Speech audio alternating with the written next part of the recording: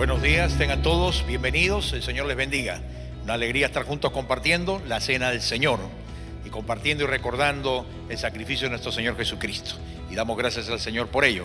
Esta semana que pasó hemos culminado una excelente semana de gran bendición por la palabra del Señor, gracias a Dios. Pero algo más importante ha ocurrido todavía, que algunos tal vez no han notado, y es que tuvimos la primera conferencia zonal o zonificada de la Iglesia de Monterrico. Esto fue algo planeado y gracias a Dios hemos visto excelentes resultados. El día martes estuvimos en el templo en zona 1 La Molina. El día miércoles estuvimos en zona 2 en Surco, en un local que se alquiló. Y el día jueves estuvimos en zona 3, en la zona de San Borja, San Isidro, Miraflores. Y gracias a Dios la asistencia fue muy buena, excelente. Y se notó claramente cómo es que en cada zona estaba mayormente lo de zona, pero también estuvo abierto e invitado a todos los que querían venir. Y la verdad, y culminamos el viernes en el templo con la reunión sobre la familia con una muy buena asistencia. Damos gracias a Dios por sus mensajes, pero damos gracias a Dios sobre todo porque como iglesia entendemos que el Señor nos va guiando y confirmando en el plan de zonificación de la iglesia, que ustedes recuerdan, en ese estamos implementándolo. Cada vez más iremos zonificándonos. Esta vez fueron las conferencias, vamos a zonificar los cursos, por ejemplo, los cursos de los días lunes, caballeros y damas, queremos zonificarlos para que haya el mismo curso se dé en zona 1, zona 2 y zona 3, de manera tal que nadie tenga el problema de cruzar. ¿Por qué hacemos esto? Porque el caótico tráfico de Lima, la inseguridad pública y la falta de estacionamiento en todas partes nos obliga a tener que como iglesia salir a la ciudad a llevar la palabra, el mensaje del Señor y los ministerios de la iglesia. Así que vamos a llevar los cursos de caballeros y damas, vamos a llevar las reuniones de oración, no solamente hacerlas en el templo, sino también queremos hacerlo en zonas y vamos a ir zonificando paulatinamente los distintos ministerios de la iglesia. Así que esto ha sido como una prueba de ensayo para ir mirando a dónde vamos. Ha sido una visualización de lo que Dios quiere que como iglesia entendamos hacia dónde vamos y vayamos entendiendo las ventajas de zonificar la iglesia. Así que sigamos dispuestos a este aprendizaje en el que todos estamos involucrados y orando que el Señor bendiga la iglesia para que cada vez más la iglesia ministremos más personas puedan orar, más personas estudiar la palabra, más personas alcanzadas por el Señor por medio de la iglesia extendiéndose en las diferentes zonas de la iglesia. Queremos también esta mañana mencionar que tenemos un viaje misionero en este momento en curso. Tenemos un grupo de hermanos, Copinina, el pastor Luis Wong y una serie de hermanos y hermanas visitando la sierra y selva central del país. Están en Tarma, en el Centro de Atención Infantil de Tarma que atendemos, donde hay 350 niños que la iglesia apoya constantemente todo el año.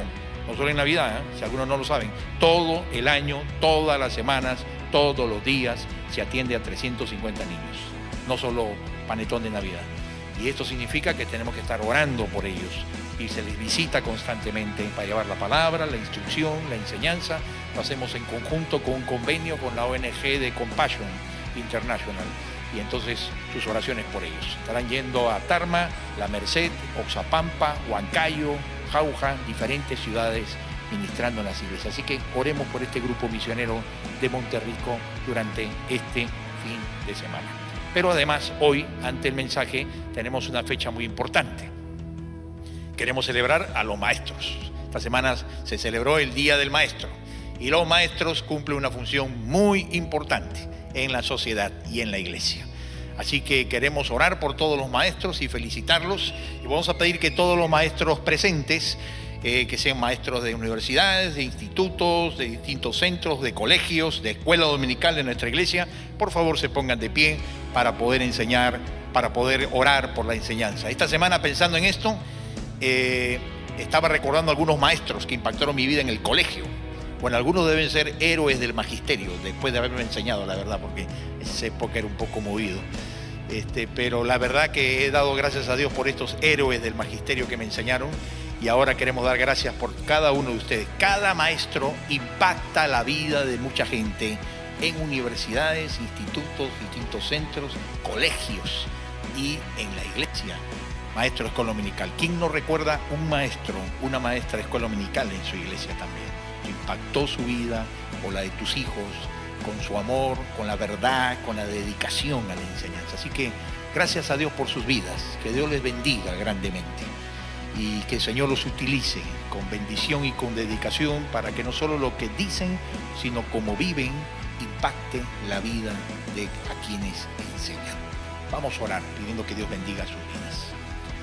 Señor, te damos gracias esta mañana por la habilidad de enseñar que nos diste, Señor, a los seres humanos y en particular a los maestros, a quienes les diste este don, este talento y este corazón para dedicarse a la enseñanza de otros seres humanos.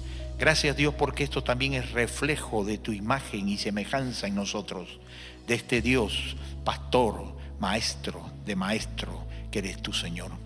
Y Padre, te damos gracias por este reflejo tuyo en el corazón de cada hermano y hermana aquí presente. Y te pedimos que los bendigas ricamente, que no solamente les des el ánimo de volverse cada día y cada semana a renovar en su pasión de enseñar, sino que le des la sabiduría, el conocimiento, la habilidad, el entusiasmo al hacerlo, al comunicar lo que deben enseñar, pero también les des una vida de amor, que personalice a sus alumnos y que de manera tal tú los uses para tocar la vida, cualquiera sea la materia que enseñan, para tocar la vida de estas personas y que puedan ellos conocer de la nota eternal y espiritual que hay en el corazón de nuestros maestros. Gracias, Padre, por sus vidas, gracias por lo que bendice a la sociedad, sigue bendiciéndolos en el nombre de Jesús. Amén. Ahora démosles un merecido aplauso, por favor, a todos ellos.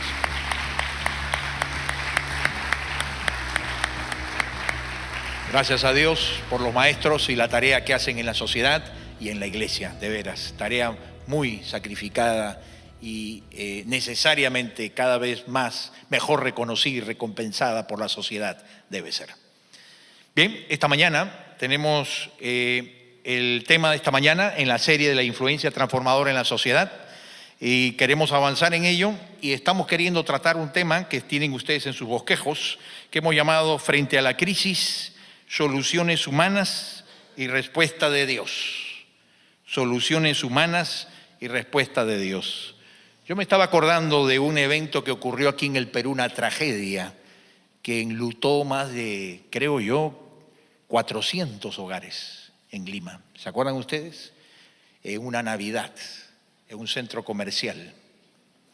Y que pues, se produjo un enorme incendio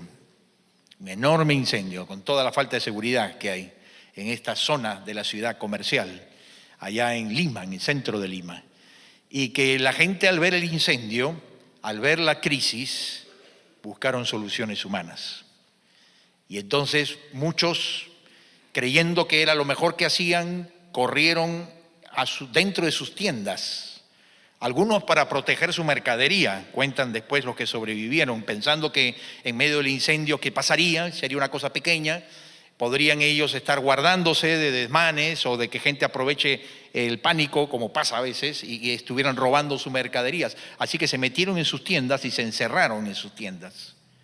Otros por miedo, pensando que el lugar más seguro era el poder estar en lugar de afuera en el incendio, porque el incendio todavía no había entrado a las tiendas, sino estaba todavía afuera, en los alrededores. Entonces se encerraron en el baño y en la tienda, pensando que era el lugar más seguro, hasta que pase el incendio.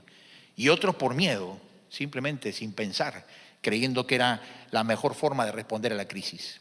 Lo cierto es que casi todas las personas que murieron fueron los que tomaron esa solución.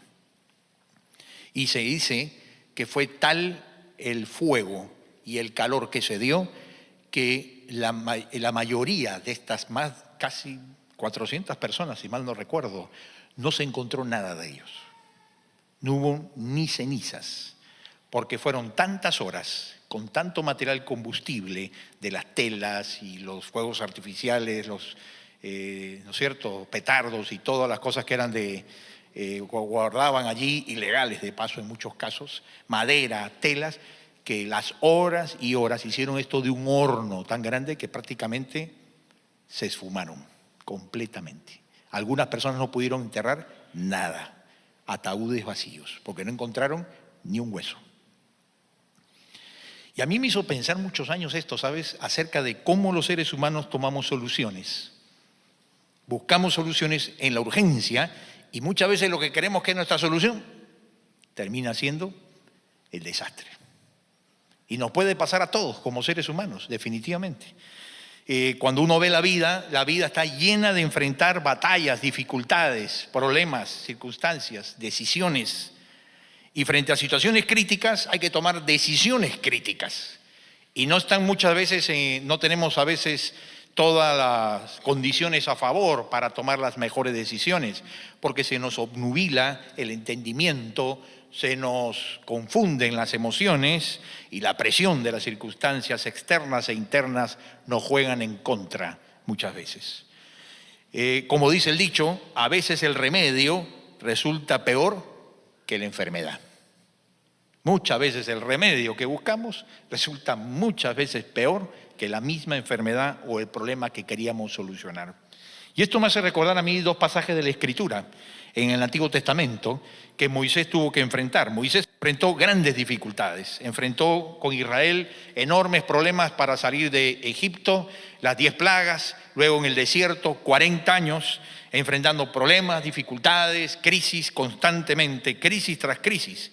Y la verdad que el libro de Éxodo y de Números lo recomiendo como un manual de enfrentar problemas y crisis en la vida y cómo no debemos de actuar, cuáles son las soluciones humanas que no debemos de tomar y cuál es la forma correcta de buscar las soluciones de Dios y la respuesta de Dios. Y lo mismo necesitamos aprender nosotros en nuestras vidas, porque todos vamos a enfrentar problemas y todos vamos a buscar soluciones. El tema es que las soluciones sean las de Dios, las correctas, y no las nuestras, humanas, que nos parecen bien, pero que nos pueden llevar, como en este caso, al desastre o a empeorar la situación en nuestras vidas. Un caso está en Éxodo 14.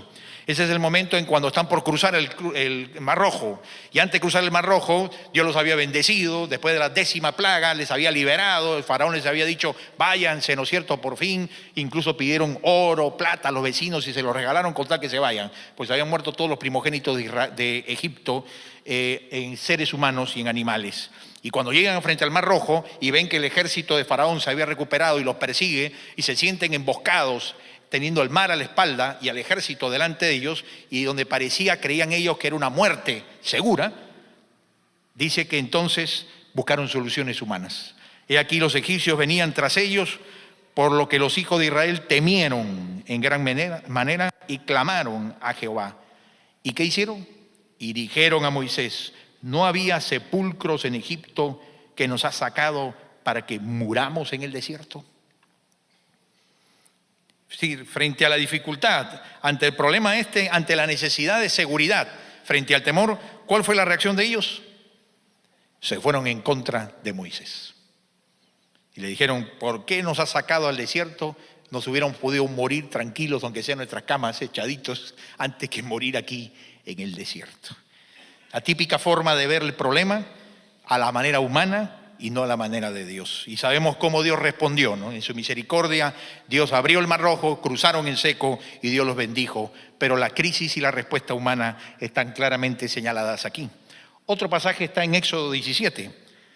Más adelante ellos siguen caminando por el desierto, cruzan el Mar Rojo y se encuentran con otra crisis en la que buscan soluciones humanas y no las de Dios. Dice que toda la congregación de los hijos de Israel partió del desierto de Sin por sus jornadas, conforme al mandamiento de Jehová, y acamparon en Refidim, y no había agua para que el pueblo bebiese. El problema, la crisis, no hay agua. Problemas materiales, provisión, no alcanza. Y altercó el pueblo con Moisés, y dijeron, danos agua para que bebamos. Y Moisés les dijo, ¿por qué altercáis conmigo? ¿Por qué tentáis a Jehová? Siguen caminando por el desierto y luego de varios días, después de haber visto el cruce del Mar Rojo, después de haber visto la nube de Dios protegiéndolo de Israel y la columna de fuego en las noches, luego de haber visto esos milagros incontestables, irrefutables, a los pocos días se olvidaron de los milagros de Dios. Se olvidaron del poder de Dios. Se olvidaron de Éxodo 15, que cantaron diciendo, el Señor se ha engrandecido y el carro del faraón ha sido tirado en el mar. ¿Se acuerdan todo Éxodo 15, el cántico de María y de Aarón, y que dice que todo el pueblo cantaron triunfando triunfantes, la victoria de Dios. A los pocos días en el desierto no había agua y se olvidaron del cántico, se olvidaron de Dios y se olvidaron que Dios se había engrandecido y había tirado los carros del faraón en el fondo del mar. Y yo digo, así no somos los seres humanos, fluctuantes en nuestra fe. En el día de la victoria, Éxodo 15, se ha engrandecido el Señor. Y en el día en que no hay agua, ¿para qué nos has traído aquí a morir al desierto? Y en 3 días, a veces el mismo día, en la mañana y en la noche, podemos decir gloria a Dios, y en la noche, ¿dónde estás, Dios? Así somos los seres humanos, fluctuantes, volubles, inestables, todos por naturaleza, en nuestra fe, en nuestro ánimo, en nuestra relación con Dios y en nuestra perseverancia. Qué tremendo cuadro, cómo nos revela a los seres humanos en nuestra fragilidad fluctuante en cuanto a nuestra fe en Dios y cómo tenemos que ir aprendiendo a ser constantes en nuestra fe. Lo cierto es que si tú analizas, acá hay dos situaciones nada más. A mí me ha dado el trabajo de analizar cuántas situaciones de crisis enfrentó Moisés en el desierto, sumando el libro del Éxodo y sumando el libro de los Números. ¿Y saben cuántas situaciones de estas tuvo que enfrentar Moisés? Que porque no había agua, que porque no había pan, que se cansaron del maná, que querían carne, que venía Amalek, que los atacaban. Y en todas las crisis siempre buscaron soluciones humanas. Y Dios tuvo que corregirles, enseñarles con paciencia, ¿no es cierto?, que debían de pasar de las soluciones humanas a las soluciones de Dios. Y fue un aprendizaje de 40 años en el desierto. ¿Saben cuántas situaciones se registran en las Escrituras? 16 situaciones de crisis que Moisés pasó con el pueblo de Israel. No 2, no 5, 16 situaciones de crisis. Entonces nos está mostrando esto, lo que yo creo que es el peregrinaje de la vida. En la vida vamos a encontrar siempre situaciones de crisis y vamos a tener que siempre buscar soluciones, pero tenemos que cuidar en no optar por buscar nuestras soluciones humanas, sino buscar las respuestas de Dios. Y hay 3 cosas que nos llaman la atención que ocurrieron en estas 16 situaciones que hemos analizado y que podríamos representar en 3, como típicamente hacemos nosotros, que son común denominadores de nuestras soluciones, que debemos detectarlos como elementos de advertencia, que cuando comiencen a manifestarse, sepamos que no es por allí por donde debemos buscar la solución, sino que la solución está en otra parte, que veremos después. Pero estos son los 3 elementos que se repiten constantemente en estas situaciones de crisis y en la búsqueda de soluciones humanas que nos pueden empeorar. Y que parece al comienzo gran solución, como en el centro comercial pero que al final le pueden destruir tu vida y destruir tu futuro. El primer elemento es que hacemos una relectura distorsionada de la realidad. Una relectura distorsionada. Es decir, cuando viene la crisis, no hay agua, viene el faraón con el ejército, o viene el incendio con el centro comercial, o viene el momento de crisis personal, espiritual, matrimonial, económica, financiera, o la que venga, o de salud, muchas veces, que son las que a veces más nos aterrorizan. Lo que hacemos generalmente es revisar rápidamente nuestra vida, como si fuera una película breve en el cerebro, y la miramos todo negativamente. Todo negativamente. Esa es nuestra tendencia. Nos volvemos negativistas. Allí nos volvemos todos como el personaje de las caricaturas. Nos volvemos todos como, en lugar de ser cristianos, todos nos volvemos un don pésimo. Don pésimo, ¿no? Todo va mal. Esto va a terminar mal. Esto está terrible. Si hubiera hecho esto. Si no hubiera hecho esto. Pero si yo hubiera tomado esta decisión, no hubiera pasado esto. Pero si yo no hubiera hecho esto, no habría ocurrido esto.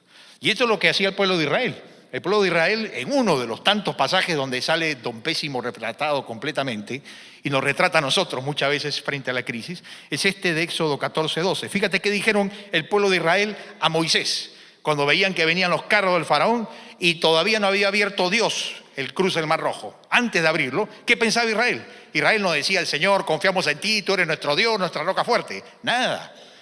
Ellos decían, ¿no es esto lo que te hablamos en Egipto? Le decían a Moisés, diciendo, déjanos servir a los egipcios, porque mejor nos fuera servir a los egipcios que morir nosotros en el desierto.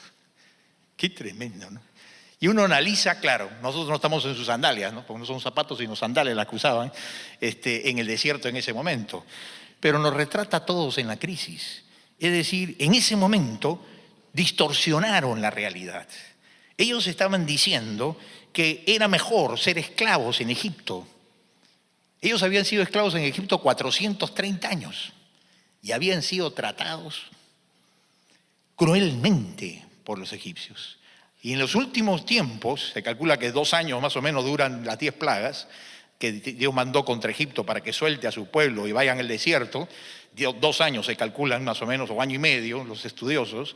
Durante ese tiempo, el faraón había endurecido peor las condiciones de los israelitas, porque les había quitado hasta la paja. Antes les daban la paja para que mezclen el lodo, como el adobe nuestro, ¿no?, para hacer los ladrillos de las pirámides y los edificios egipcios, a lo cual estaban condenados de abuelos, hijos, padres, nietos, por generaciones, más de 400 años, como esclavos, maltratados y a los latigazos y con capataces egipcios crueles y viviendo de hambre y en miseria. Y en esa situación ellos estaban viviendo y les daban la paja para que trabajen más rápido. El faraón dijo, ahora como se quieren ir, y dice, están ociosos, dice el faraón que dijo, ¿no?, en Éxodo, están ociosos, están pensando en Dios y en religión, quítenles la paja y ahora tendrán que ellos ir a recoger la paja. Más trabajo. Y ellos en el desierto, en el momento de crisis, dicen, nos hubiéramos quedado de esclavos. Eso era mejor que esto. ¿No era una distorsión de la realidad en ese momento? ¿No es que estaban evaluando mal la situación de su vida? ¿No estaban releyendo su pasado de manera equivocada? ¿No estaban desproporcionados ellos? ¿No estaban haciendo ellos malas comparaciones con el pasado? Y yo digo, no hacemos eso nosotros. Siempre, cuando estás en crisis, malas comparaciones. Distorsionamos la realidad y decimos, no, era mucho mejor ser esclavo egipcio que estar aquí en el desierto. Ellos preferían la comodidad de la esclavitud a los riesgos de ser un pueblo de fe, confiando en Dios y yendo a la aventura de cada día, depender por fe del Señor. Y yo creo que hay personas que antes que los riesgos de la vida cristiana, de confiar en Dios y dejar de obedecer al Señor y andar en la novedad de la vida, guiados por el Señor, prefieren el estado aparentemente seguro de la desobediencia, de la autonomía, de la lejanía de Dios, creyendo equivocadamente que esa solución les va a dar más paz. Y es al revés, es todo lo contrario. Así que uno ve aquí esta actitud humana típica, ¿no? Hacemos malas comparaciones, hacemos lecturas distorsionadas, desproporcionamos las cosas, nos olvidamos de lo que pensábamos hace unos años. Y esto le pasó a Israel. La segunda cosa que hacemos en la crisis, conforme estos pasajes, es que entramos en conflicto con el prójimo. Es decir, una vez que estamos conflictuados por dentro, se arranca el baile, porque comenzamos a mirar del costado, ¿y por qué me mira? ¿No? ¿Y por qué te pone a mi costado? ¿No? Como estamos en conflicto con nosotros mismos, entramos en conflicto con todos. Entonces, cualquiera que pasa por más o menos el diámetro de nuestra circulación, esa persona tiene problemas conmigo. O yo voy a tener problemas con ellos. Gratuitamente se malogra el ánimo y entramos en conflicto con la esposa, con el esposo, con los hijos, con los socios, con los compañeros del trabajo, con las autoridades, con el policía, con los líderes, con el pastor, con cualquier persona que no ha dicho ni mu, pero ya está mal. Porque estás tú fastidiado en el conflicto. ¿No te pasa así? Y fíjate que eso pasó exactamente en Israel. El conflicto con el prójimo se ve que dice que el pueblo tuvo allí sed. Ahí está el detonante, la crisis, sed. Si hay una necesidad material, si hay una necesidad económica, hay una crisis dentro mío, comenzaron a murmurar contra Moisés y dijeron, ¿por qué nos hiciste subir de Egipto para matarnos de sed a nosotros, a nuestros hijos y a nuestros ganados? Entonces clamó Moisés a Jehová diciendo, ¿qué haré con este pueblo? Pobre Moisés no sabía qué hacer con ellos. Y dice, de aquí a un poco me apedrearán. Imagínate que Moisés temía que lo apedree el pueblo de Israel. O sea, digamos, por momentos el rating de popularidad debe haber bajado bastante en Moisés, ¿no es cierto? Porque pasó del Moisés el Salvador, que extendió la vara y se abrió el Mar Rojo, a tener que tener de repente guardaespaldas en su tienda porque querían apedrearlo apenas se descuidara. Es así el ser humano. Y fíjate la frase que a mí me impresiona aquí, es la que encontramos aquí, ¿no? ¿Por qué nos hiciste subir? ¿Por qué nos hiciste subir? ¿No es cierto? Es el cuestionamiento. Ahora, ¿tenía la culpa Moisés de que no encontraran agua en el desierto? ¿Tenía la culpa Moisés? ¿Qué iba a tener la culpa el pueblo de Moisés? Ni que fuera dueño de Sedapal, ni que pudiera llevar baldes en el desierto, ni que pudiera tener agua en el oasis. ¿Qué culpa tenía Moisés? Ninguna culpa. Pero sin embargo, lo irracional de las emociones en el conflicto hacen que nos la agarremos. Aunque este no puede producir agua, que importa es culpable de todas maneras. ¿Por qué? Porque está al frente, pues. Este tiene que ser culpable de mi vida. Así que muchas veces culpamos al que no tiene culpa por solamente estar a nuestro lado, solamente estar cerca a nosotros. Y muchas veces culpamos a nuestro cónyuge de nuestras emociones revueltas. Y muchas veces culpamos a los hijos de nuestras frustraciones personales. Y muchas veces culpamos a los hermanos de la iglesia por simplemente tener deseos frustrados en nuestra vida. Y nos cambia la cara, y nos cambia la actitud, y no es justo. La tercera cosa que hacemos en crisis, equivocadamente, es cuestionamos la fidelidad de Dios. Cuestionamos la fidelidad de Dios. Dice allí en Éxodo, por la contienda de los hijos de Israel y porque tentaron al Señor diciendo, ¿está el Señor entre nosotros o no? Mira qué tremendo, ¿no? Empiezas con la relectura distorsionada de la realidad. Pasas a el conflicto con los que te rodean y terminas con el conflicto con Dios. Y altercas con Dios. Y dices, Señor, ¿por qué me has puesto en esto? Señor, ¿por qué has permitido esto? Señor, ¿por qué permites que pase esto en mi vida? Y ponemos en tela de juicio el cuidado de Dios sobre nuestras vidas, el amor de Dios. Todo lo que ha sido las pruebas del amor de Dios en nuestra vida, las cuestionamos, como Israel lo hizo. Porque Israel, acuérdate que recibió el maná todos los días, 40 años recibió maná. No tuvieron que ir a Won, ni a Totus, ni a nada. 40 años recibieron la comida cayendo del cielo, 40 años. Y se quejaban cuando no había agua, y se quejaban del maná, y se quejaban de que no comían carne, y se quejaban que habían dejado los rabanitos y las cebollas en Egipto. 40 años. ¿No nos refleja un poco a todos nosotros? Que no nos contentamos y somos agradecidos con el Señor. Y que rápidamente queremos dejar a Dios, la iglesia y todo. Mi grupo de crecimiento, amistad, EBD, ¿para qué voy a ir allá si Dios no me responde? Porque en el fondo somos tan egocéntricos que llegamos a cuestionar a Dios mismo cuando una necesidad nuestra, creemos, o la de los nuestros, no está siendo cubierta. Y buscamos soluciones humanas. ¿Y cuál es la solución humana? Una es cuestionar a Dios. La pregunta es tremenda, ¿no? ¿Está el Señor entre nosotros o no? Esa era la pregunta que hacían ellos. ¿Y esa pregunta no te la has hecho tú algunas veces? Todos nosotros nos las hemos hecho alguna vez, si somos honestos, en los cuestionamientos de nuestra vida, en nuestra falta de fe, en nuestra falta de visión de las cosas de Dios, en nuestra búsqueda desesperada por soluciones humanas, en lugar de esperar y obedecer y sujetarnos a la respuesta de Dios. Queremos nuestras soluciones humanas rápidas, indoloras, y que además se ajusten a lo que yo quiero, a lo que a mí me gusta y a lo que a mí me parece, en lugar de buscar la solución y la respuesta de Dios, que es verdadera, que es transformadora, que es de bendición permanente. Por eso que frente a la crisis, la pregunta es, ¿cuál es la respuesta de Dios?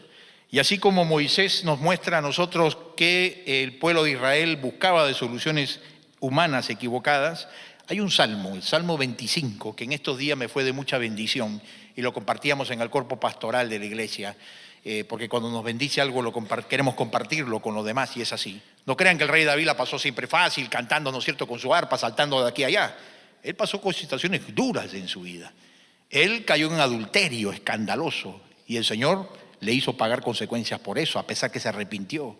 Él mandó asesinar al esposo de la mujer con la que se metió. Él engañó durante 2 años a toda la gente a su alrededor.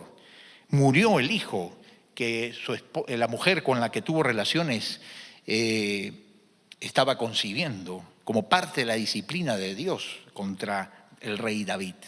El rey David se equivocó en muchas cosas, pero Dios lo llama el amigo de Dios. Y el privilegio de llamarlo el amigo de Dios no es por todos estos errores y pecados que cometió, sino porque en las buenas y en las malas, él siempre buscó la respuesta de Dios. y supo cuando se equivocó, metió la pata, pecó, desobedeció, la embarró, supo siempre rehacer su camino y volver a obedecer al Señor. Por eso Dios lo llama el amigo de Dios, por más que como todos nosotros tuvo pecados y errores grandes en su vida. Y fíjate que él llega a decir que en este Salmo 25, cómo él en ese momento se sentía. Como todos nosotros pasamos crisis, pasó también David muchas. Él habla de las angustias de mi corazón se han aumentado. Sácame de mis congojas, mira mi aflicción y mi trabajo y perdona todos mis pecados. Mira mis enemigos, cómo se han multiplicado y con odio violento me aborrecen. Entonces, David, no crean que la pasaba fácil cantando de balcón en balcón con el arpa, haciendo serenata toda la noche. Él pasaba momentos muy duros y muy difíciles. Él sabía lo que era pasar la noche oscura del alma, como la dice un escritor. Dificultades, problemas, crisis, como pasamos tú y yo en la vida. Y él en este salmo nos guía a cómo buscar la respuesta de Dios y no las soluciones humanas. Él hace dos peticiones en este salmo. La primera es: guarda mi alma y líbrame. Guarda mi alma y líbrame. Que significa: Señor, en medio de estas angustias, trabajos, aflicciones, en medio de estos precipicios de tristezas, guárdame, cuídame. Es una oración por protección, pidiendo protección del Señor, pidiendo que el Señor nos guarde de mayores errores, de justamente librarnos de soluciones humanas equivocadas que podemos tomar siempre bajo la presión, y hay que tener cuidado, porque no olvidemos que muchas veces tomamos decisiones movidos por las emociones y no por pensar, ni por la fe, ni por la obediencia en Dios. No hemos pensado qué es lo que Dios quiere que hagamos, sino que las emociones dejamos que nos inunden, nos gobiernen y nos manipulen y nos impulsen a decisiones que luego lamentamos muchas veces en lo que hablamos y en lo que decidimos. Así que tengamos cuidado, porque las emociones casi siempre nos juegan en contra en las crisis. No te lances a tomar decisiones y soluciones humanas movido por lo que sientes de necesidad. La pregunta es: ¿has consultado con Dios? Y David nos dice: lo primero que tienes que hacer es pedir la protección de Dios. Guarda mi alma y líbrame. ¿Guárdame de qué? De mis propios errores. ¿Y líbrame de qué? De mis soluciones humanas, que pueden malograr la cosa peor en lo que yo digo, decido o aconsejo a otros. Y es interesante que el mismo David se encarga de decirnos cuál es la condición, cuál es la actitud que tenemos que tener necesaria nosotros para que Dios te pueda guardar, para que Dios nos pueda proteger. ¿Qué es lo que nosotros necesitamos hacer para que Dios te pueda proteger? Porque Dios no te puede proteger si tú te quieres tirar pues ¿no es cierto?, de un puente y decir: Señor, cuídame. Como la tentación de Satanás a Jesús, ¿no? Tírate del pináculo del templo. Y él le dijo: no, así no obra Dios, no tentando a Dios. Lo que tenemos que, para que Dios nos cuide, es pedir a Dios que nos dé integridad y rectitud, porque la integridad y la rectitud me guardan. Esto es una profunda verdad, hermano. La integridad y la rectitud nos guardan siempre. Son una muralla la integridad y la rectitud, porque nos impiden caer en desobediencia o en pecados que ofendan a Dios y que hacen fisuras, brechas en los cimientos de nuestra vida. Entonces, la primera cosa que hay que hacer para enfrentar las crisis es: pide que Dios te guarde. Pero que te guarde ¿cómo? Guardando la integridad y la rectitud de nuestros corazones. Es decir, haz lo correcto. Haz lo que demanda la rectitud. No te choquees por conveniencia en la crisis. No me hago loco, ¿no es cierto?, y hago lo incorrecto para pasar. No, mantente firme en la obediencia a la palabra de Dios. Di la verdad, actúa con amor, haz lo correcto. Guarda tu corazón en momentos de crisis. Mantén la integridad. No busques tus intereses egoístas, sino haz lo que el Señor quiere que hagas. Y entonces eso te va a proteger de errores mayores. Dios nos protege cuando Dios nos ayuda a guardar nuestra integridad y rectitud en la crisis. Porque la tentación es dejarla, ¿no? La integridad y la rectitud en la crisis, ¿no? Y es sálvese quien pueda y como sea arreglo. No, guarda rectitud. La segunda petición que David hace, que nos guía, es: Señor, muéstrame tus caminos y enséñame tus sendas. La segunda petición, la primera es por protección, la segunda es dirección de Dios. Necesitamos la dirección del Señor, porque no sabemos qué hacer. Yo no sé qué hacer muchas veces en mi vida, y como pastor, y usted tampoco, porque todos los días estamos bombardeados por incesantes invitaciones que vienen del medio ambiente y de nuestra propia mente y nuestras emociones, incesantes invitaciones para ir en infinidad de direcciones.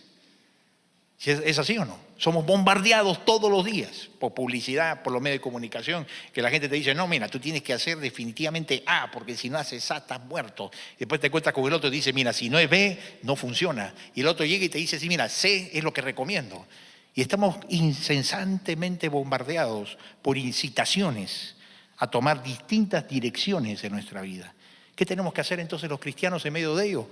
¿Analizar todas y concluir yo solito qué tengo que hacer? No, porque vas a equivocarte, porque, como dice la palabra, no te fíes de tu propia prudencia, sino encomienda al Señor tus caminos, espera en Él y Él hará. No te fíes de tu propia prudencia. Qué consejo de la palabra, ¿no? Porque generalmente el fondo nuestro, el problema es que todos decimos: yo sé qué tengo que hacer y no necesito que nadie me diga nada. Yo sé qué tengo que hacer.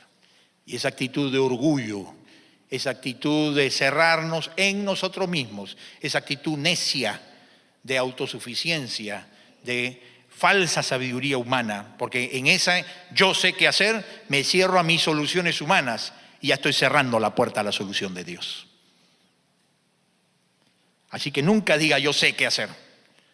Tú di: yo creo que podría tener varias opciones, según mi experiencia, conocimiento, lectura o lo que quieras, pero voy a buscar la dirección del Señor, porque no estoy seguro y nadie puede asegurarme que esta es la mejor solución. Voy a consultar con Dios y pongo el tema en oración: finanzas, hijos, familia, matrimonio, emociones, salud, lo que sea, y consulto al Señor. Este es lo correcto en la palabra de Dios. El tema para esto, en primer lugar, es que hay que tener la condición que David dice, que es: Él enseñará a los pecadores el camino y encaminará a los humildes por el juicio. Dos condiciones para que Dios nos guíe. Uno, buena noticia para todos, hermanos, gracias al Señor. Él enseñará a los pecadores el camino. Esa es buena noticia para todos nosotros, porque todos somos pecadores. Imagínate que la Biblia dijera: y Él enseñará a los perfectos el camino. Chao, ya estaba fuera tú y yo. Pero Él dice que a los pecadores enseñará el camino. Es decir, Dios es tan paciente, tan misericordioso, que dice: a este cabezadura, terco, obstinado, autosuficiente, que se la cree todas, aún a este lo voy a orientar. Es, gracias a Dios, una buena noticia. Dios no nos rechaza por nuestra tosudez, nuestra autosuficiencia y nuestra vanidad de conocimientos, sino tiene misericordia y dice: pobre chico. Es como el niño, ¿no? El niño que y el papá lo mira con ojos de profunda misericordia, y la mamá con más profunda misericordia todavía que el papá, y le tiene paciencia. Igual, Dios nos mira, dice: estos pecadores vamos a encaminarlos, pero la condición es: encaminará a los humildes por el juicio. Dios no tiene problemas en que seamos imperfectos. Dios no tiene problemas en que tengamos todos los defectos que hace que sea difícil que Dios nos aconseje. Pero Dios no puede pasar por alto para aconsejarnos que reconozcamos, en primer lugar, que necesitamos la dirección de Dios. Si no reconocemos que necesitamos dirección de Dios, Dios no nos puede dirigir. Y ahí nos deja que estemos solitos manejando los autochocones de nuestra vida. Chocando acá, chocando acá, chocando allá, chocando acá. Entonces, la primera condición para que Dios te dirija es: reconoce que tú solo no puedes. No puedes con tu matrimonio, no puedes con tus hijos, no puedes ni podemos siquiera con nuestra propia vida. Y que necesitamos que Él nos guíe, Él nos dirija, porque Él es Dios sabio y misericordioso. Y el Salmo 25 termina con una preciosa oración que te invito a que hagamos en esta mañana. David, el rey David, que es el autor de este salmo, dice al Señor: mírame y ten misericordia de mí. Mírame y ten misericordia de mí, porque estoy solo y afligido. ¿No has estado muchas veces solo en tu vida? Muchas veces nos sentimos solos, aunque estemos en el Estadio Nacional rodeado de gente. ¿No te has sentido muchas veces afligido? Muchas veces afligidos. Pero la clave es no busques soluciones humanas cuando vengan los problemas, porque ahí la embarramos más. Busca la protección de la integridad y la dirección del humilde, de quien pregunta a Dios y encomienda. ¿Cómo preguntamos a Dios? No es cuestión que tú preguntas a Dios y Dios te manda una paloma mensajera para responderte, sino que tú llevas a la oración esta cuestión: Señor, ¿qué debo hacer? ¿Esto o lo otro? No sé, guíame. Y en el proceso de ir orando cada día, lo que llama la palabra esperar en el Señor su respuesta, entonces tú vas a descubrir que en la manera en que tú constante y diariamente pones delante del trono del Señor este motivo de oración, Dios te va a ir poniendo en tu corazón convicción interna y te va a decir, como dice Isaías, escucharás una voz a tu espalda. Y no es una voz, es una voz de interior que te dice: este es el camino por el que debes de andar. Dios te va dando convicción, te va cerrando puertas y te va abriendo puertas en las circunstancias, te va haciendo ver qué alternativa está más de acuerdo a su palabra y cuál riñe con su palabra. El Señor, gracias a Dios, hermano y amigo, te lo puedo decir, enseña a los pecadores el camino. A los pecadores como nosotros, Él nos enseña. Y a pesar que hemos metido la pata un montón de veces antes, si estás dispuesto a rehacer tus caminos y obedecerle, Él lo va a hacer. Así que esta mañana te invito a que terminemos orando, diciéndole: mírame y ten misericordia de mí. Mírame y ten misericordia de mí. La mirada del Señor a nuestra vida es siempre una nueva oportunidad que Dios nos da. Cuando tú le pides a Dios: mírame, mira mi vida, mira mi corazón, mírame cómo estoy en mis circunstancias. Tú conoces mis retos, Dios conoce todo. Cuando tú le pides que Él te mire y Él nos mira siempre con ojos de misericordia. Siempre Dios nos mira con ojos de compasión, con ojos de gracia, con ojos de conmueve Dios su corazón. Gracias a Dios. ¿Por qué? Porque Él quiere que nosotros rehagamos nuestros caminos. Él no quiere solamente que le llevemos las preguntas, le pidamos la petición de protección, sino Él quiere que nosotros estemos rehaciendo nuestros caminos, reencaminándonos a lo que Él quiere que hagamos. Él quiere que no solo seamos bendecidos, sino seamos obedientes, siguiendo sus caminos. Así que, ¿por qué no oramos esta mañana? Que el Señor nos permita a todos nosotros de poder acercarnos al Señor y pedirle que Dios nos mire con misericordia. Pero necesitamos tener la condición de David, de decirle: Señor, enséñame tus caminos, y soy humilde en preguntarte cuáles son y esperar tu respuesta. Y luego, guárdame. Pero, Señor, al guárdame en integridad y en rectitud. No me desvíe ni a la derecha ni a la izquierda en medio de esta situación crítica. Cada uno sabe qué situación está pasando. Te invito a que lleves tu situación al Señor y le digas: Señor, necesito de ti. Vamos a orar. Padre bendito, gracias te damos, Señor, porque eres Dios misericordioso y que conoces las crisis, conoces las dificultades, conoces las angustias, conoces los temores, conoces las preguntas que cada uno de nosotros esta mañana aquí tenemos en nuestro corazón. Y por eso, Padre, como nos enseñas en tu palabra con David, te rogamos también como él: míranos, Señor, y ten misericordia. Ten misericordia en nuestras vidas y ayúdanos a poder ser humildes en pedirte que nos muestres tus caminos, qué es lo que tú quieres que hagamos, por qué sendas quieres que andemos y por qué sendas no quieres que andemos, en la actitud y en la forma de encarar estas crisis. Y te rogamos también como David, Señor, que tú nos permitas, Padre, que tengamos nosotros esa dirección tuya, esa gracia tuya para poder estar delante de tu presencia, recibiendo nosotros tu integridad y tu rectitud. nos guarden. Nos guardes limpios y nos guardes rectos y temerosos de Dios en medio de esta crisis. Señor, bendice a cada persona esta mañana aquí, que necesitamos de ti y que necesitamos de esta mirada de tu compasión. Perdona nuestros pecados, perdónanos las soluciones humanas que hemos estado tomando. Y tal vez este momento nos llama, Señor, a dejar estos caminos de soluciones humanas erradas. Y ahora te pedimos, Señor, ayúdanos a reencaminarnos a tus caminos, a tus soluciones. Bendice a cada uno de nosotros y danos la valentía de tomar las decisiones de cambio que necesitamos. En el nombre de Jesús. Amén. Que el Señor nos bendiga.